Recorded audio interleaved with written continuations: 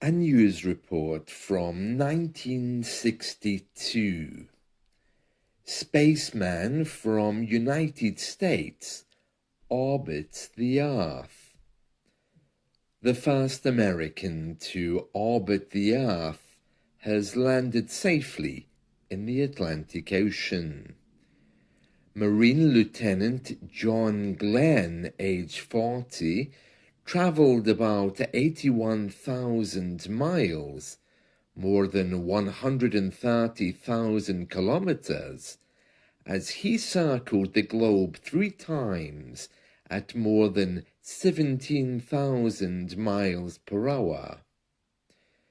Lieutenant Glenn controlled nearly 2 of the orbits himself after reporting minor difficulties with the automatic altitude control system, as he completed the 3rd circuit, the maximum anticipated.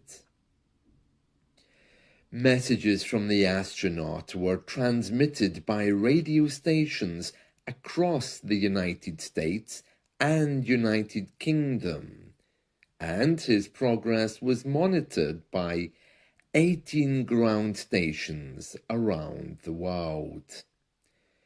As he re-entered the atmosphere after his 4-hour and 56-minute journey, Lieutenant Glenn said, "Boy, that was a real fireball." His spacecraft, Friendship 7, landed northwest of Puerto Rico, where it was picked up by the U.S. destroyer Noah.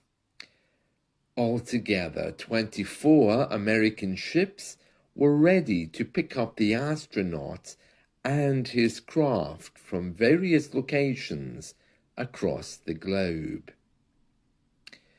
The capsule was launched from the Flaming Atlas rocket from Cape Canaveral, Florida. President Kennedy followed the mission on television and telephoned the astronaut afterwards. "We are really proud of you.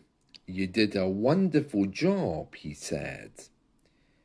The Queen and British Prime Minister Harold Macmillan also cabled their congratulations. Technical problems had delayed the mission 10 times, a total of 61 days. The United States has spent over $142 million on the Man in Space program so far, and NASA has planned another 3 manned orbital flights this year.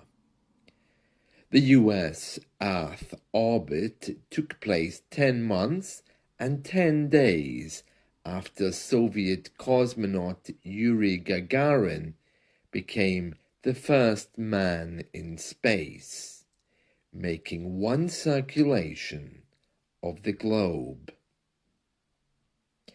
John Glenn became an overnight celebrity. He was promoted to a higher rank in 1964. He went into politics and was a Democrat senator for Ohio, his home state, for 24 years. He campaigned on space and defense issues in particular. It was his interest in space medicine that led him to persuade NASA to send him into space at the age of 77 in November 1998. He completed the 9-day mission on the space shuttle with another 6 astronauts to become the oldest man in space.